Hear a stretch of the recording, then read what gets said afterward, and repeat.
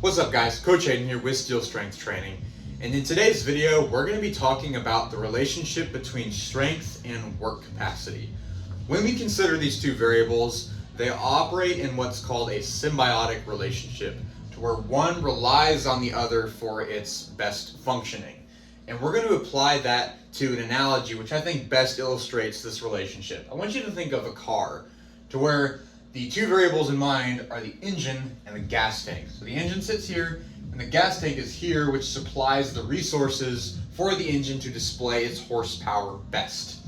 So when we think about these variables, when we apply them to the gym, the engine is our strength, or like I said, our horsepower, the ability that we have to display force at any one given time. The gas tank is our work capacity, or the capability that we have of putting fuel in, which can then funnel itself to the engine to then display strength and or build strength better. And mixed into this, or really in relating to the gas tank, is the refueling process, the time that it takes to replenish the amount of gas in the tank. So that any of these can become limiting factors, which is our next point. And there are a couple of scenarios which are pretty common in a gym setting when it comes to trainees, the people that come to train. You might fall into one of these categories. The first is you might have a really big engine, a really small tank in comparison. So this person usually has they might have a large 1RM in their deadlift, for example, so they might be able to deadlift 400 pounds. But their ability to recover and replenish themselves in between sets, between workouts, between programs is very low, and it could be improved. So this is the person who might be able to do one hard set of, let's say, high volume deadlifts of 10 plus reps, and by the time they get to the end of it, they're already gassed out. See what I did there? So they can't really recover in order to make the rest of the session and the workouts and the program productive. So how do we deal with this? Well, we know that the gas tank is the limiting factor. It's too small, but we also need to think about refueling. Those are our two variables to consider for this individual. So we need to increase the size of the gas tank. Well, how do we do that? Well, in the short period, one thing we can do is to be honest about our rest periods. So if this person has a larger engine in comparison to their gas tank, they might not be training in a way that is productive to increasing the size of that tank by resting too long. And I've been guilty of this in the past when I first learned about strength training, powerlifting. That's my background.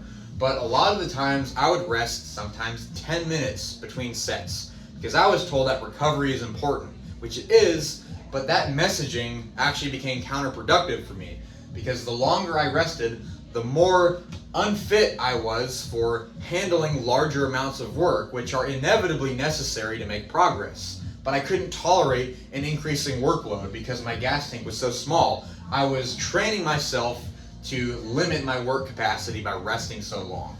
So that was often a function of me training at way too high intensity, so I needed to rest in order to recoup for the next couple sets, but those sets were just way too overreaching and I couldn't accumulate enough work in order to make that progress. So it's a programming thing for one, might just be way too intense, but it also needs to be a matter of how we handle the workout. So try decreasing your rest periods if you're resting for really long. It might mean that you take weight off the bar for now, but it could mean that after we increase the size of that gas tank, now you're not going to be limited by your work capacity. But then once we take care of this, you can put some weight back onto the bar and get back up to those same numbers that you were operating at before, but with more consistency. You won't be failing sets and you'll actually see some increases in your strength.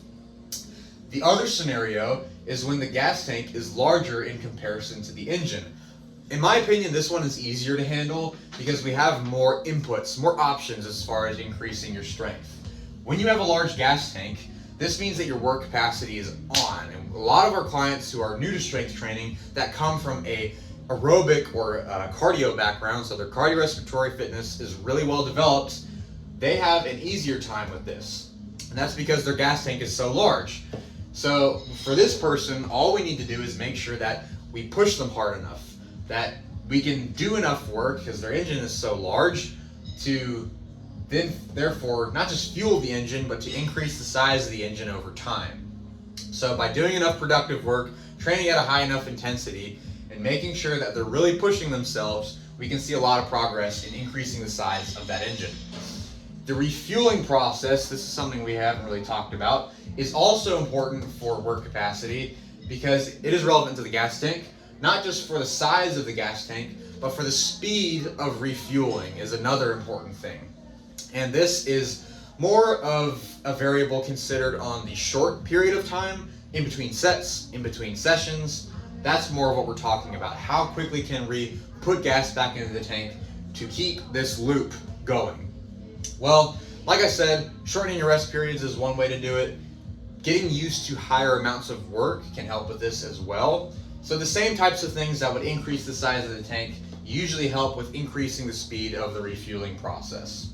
So that's pretty much it for this video. I want you to think about which extreme you might lean towards. You might lean towards having a large engine and a small tank, which means you might need to think about how hard you're pushing yourself. It might be too much. You might be relying on the strength of your engine and neglecting increasing the size of your tank. If you have a large tank and a smaller engine, you might need to think about pushing yourself. You have all of the resources you need through your work capacity. You just need to apply it in a way that's productive towards strength. And refueling will be an important component of recovery and increasing your work capacity. So make sure that you watch your rest periods. You make sure that you're honest about the work that you're putting in. So don't count your warm-up sets towards how you log your weights. Warm-ups don't count. We want to include productive sets. So make sure you do all of those things. That's going to help us push this car in the right direction so that we can get back on the road. Thanks for tuning in, guys. Catch you next time.